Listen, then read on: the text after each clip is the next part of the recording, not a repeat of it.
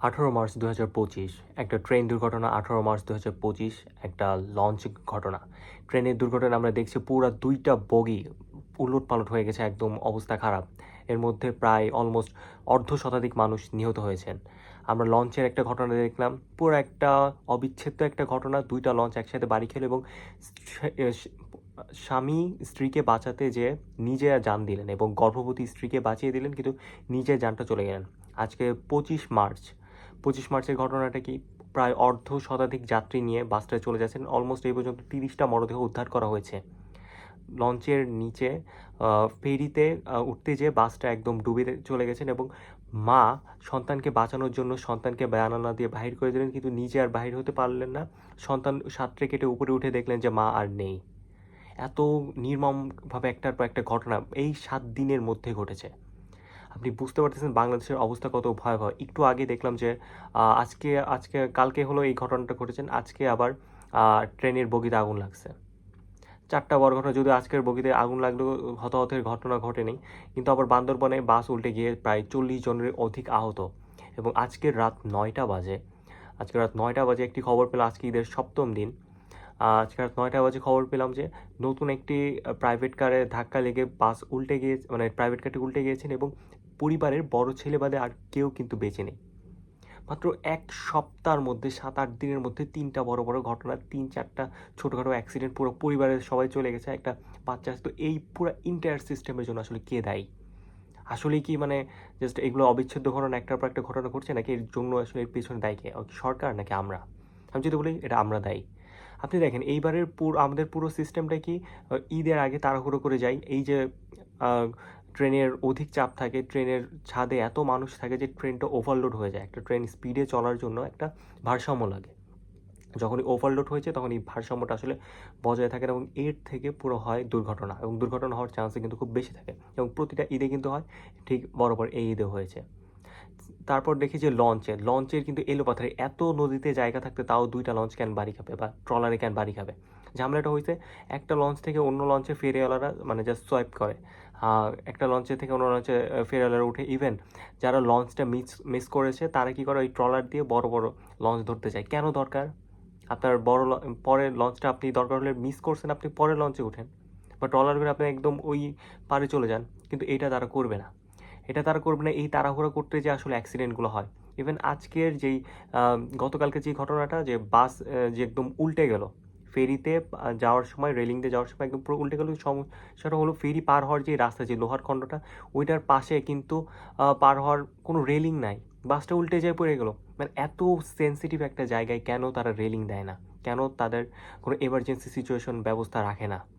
এবং বাস উল্টে গেলেও সাথে সাথে কিন্তু দেখা যায় মানে প্রায় কিছুক্ষণের মধ্যে মানুষগুলো সব মারা গেল। প্রায় 30 জনের বেশি এখন পর্যন্ত মরদেহ উদ্ধার করছে। ইভেন বাসটা আসলে সম্পূর্ণ উঠাইছে এক রাত, প্রায় 12 ঘন্টা পর কিন্তু পুরো বাসটাকে সম্পূর্ণভাবে উদ্ধার করা হয়েছে, ওই মরা মানুষ সহ। মানুষের মরদেহ পর্যন্ত বের করতে পারছিল না বাস থেকে, কারণ দরজাটা লক করা ছিল। তো এই হচ্ছে আমাদের অবস্থা। এর জন্য আসলে দায়ী কিন্তু আমরাই। আমাদের এত আমরা জানি যে এটা করা ঠিক না, সরকার কিন্তু বলে দিচ্ছে, তারপর আমরা কিন্তু সরকারের এগেনস্টে যেয়ে উঠি। আমাদের দেরি করা যাবে না, আমরা একটু ওয়েট করতে পারবো না। আমরা ঠেলাঠেলি করে একসাথে সবাই মিলে মরবো। আমাদের সমস্ত সিস্টেমটাই কিন্তু ব্রোকেন। আমাদের পুলিশরা যেমন ঘুষ খায়, আমরা নিজেরাও কিন্তু পুলিশদের ঘুষ দেই। ঘুষ কিন্তু একার দেয় না। আল্লাহ তাআলা মানে কোরআনে বলছে যে জাতি যেরকম শাসকও তেরকম। তাই আমরা যেরকম ভণ্ড জাতি, আমরা দুর্নীতিবাজ জাতি, আমাদের শাসকগুলো আসলে ওইরকম হয়। কেউ আসলে ওইরকম ভালো হয় না। আপনি সরকারের দোষ আর কত দিবেন? দোষটা কিন্তু আপনার নিজের মতো, আপনি নিজে এগুলো সহ্য করতেছেন।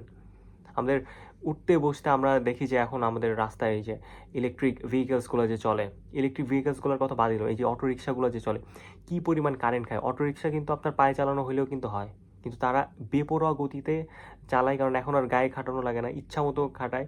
তারা রং সাইড দিয়ে কিন্তু বিশ্ব রোডের তারা যাত্রা করে, যাত্রী নিয়ে যায় এবং যাত্রীরাও কিন্তু কিছুটা সময় বাঁচানোর জন্য রং সাইড দিয়ে যায় এবং তাদেরকে সায় দেয়। এবং আপনি একটা জিনিস দেখবেন, বাংলাদেশে কিন্তু লোডশেডিং অনেকটা কমে গিয়েছিল 2014-15 সালের দিকে। 15-16-17 সালের দিকে কিন্তু বাংলাদেশের লোডশেডিং খুবই কম হয়ে গেছে এবং গ্রাম অঞ্চলে কিন্তু এর হার প্রচুর কমে গেছে। কিন্তু যখন থেকে কিন্তু এই রিক্সাগুলো আসা শুরু করছে তখন থেকে কিন্তু বাংলাদেশের লোডশেডিংয়ের চাপ আবার বেড়েছে এবং এখন কিন্তু আমরা প্রায় 2010-12 সালে বা 7-8 সালে যেই টাইপের লোডশেডিং ফলো করি, ওইটা কিন্তু আবার ব্যাক করছে, এখন আমরা আবার এই ধরনের লোডশেডিং দেখতেছি। এই লোডশেডিং দেখার কারণ কি? এই যে আমাদের অনিয়ম। আমাদের দেশে এমনি কিন্তু উৎপাদন কম বিদ্যুতের, তারপর আমাদের কি দরকার এই ধরনের ইলেকট্রিক ভেহিকলস, এই ধরনের অটোরিকশাগুলো চালানোর? এটা কিন্তু আমরা এখন বন্ধ করতে পারবো না। ইভেন এইটার সিন্ডিকেট এত স্ট্রং যে সরকার চাইলেও কিন্তু এটা অফ করতে পারবে না, জাস্ট বিকজ অফ আমাদের নিজেরা ভণ্ড, আমরা নিজেরা ঠিক হয় না, আমরা নিজেদের সময় বাঁচানোর জন্য আমরা নিজেরা এগুলো করি। এত লক্ষ লক্ষ পরিবার গড়ে উঠছে যে বেস করে জাস্ট বিকজ অফ অটোরিকশা। এটা আমরা সিস্টেম ক্যান ঠিক করতে পারছে না, সরকার ক্যান ঠিক করতে পারতেছে না, কারণ আমরা নিজেরা চাই না। আমরা নিজেরা দেখতেছি এতগুলো মানুষের কী হবে, কিন্তু এতগুলো মানুষের জন্য যে দিনে প্রতিটা দিন এমনও একটা দিন নাই বাংলাদেশে যেই দিনে আপনার অটোরিকশার জন্য অ্যাক্সিডেন্ট হয় নাই, অটোর জন্য অ্যাক্সিডেন্ট হয়নি। আরে কেন?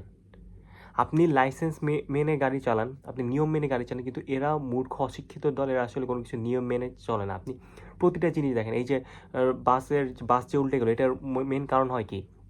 মোস্ট অফ দ্য টাইমে ফেরিতে কি হয়, যখন ফেরিটা মানে ঘাট থেকে ফেরিতে উঠে, তখন কিন্তু বাসটা পার করে হেল্পার পার করে, হেল্পার তখন গাড়ি চালায়, ড্রাইভাররা তখন খাইতে যায়, ওই টাইমটা খেয়ে দিয়ে তারপরে আসে। তো এই হেলামিগুলো ক্যান করার কি দরকার? এর আগেও কিন্তু বাংলাদেশে বহুবার এরকম হয়েছে, এটা ফার্স্ট টাইম না, প্রতি বছরে হয় এবং আরও হবে। কিন্তু এইবার আনফর্চুনেটলি একটু 3-4টা ঘটনা একসাথে অনেক বেশি হয়ে গেছে, কিন্তু প্রতিবার কিন্তু এর সেম ঘটনাই ঘটে। এর কারণ আমরা নিজেরাই সিস্টেমটা ঠিক করতেছি না, আমরা নিজেরাই ভণ্ড, আমরা নিজেরাই নিয়মকানুন মানি না।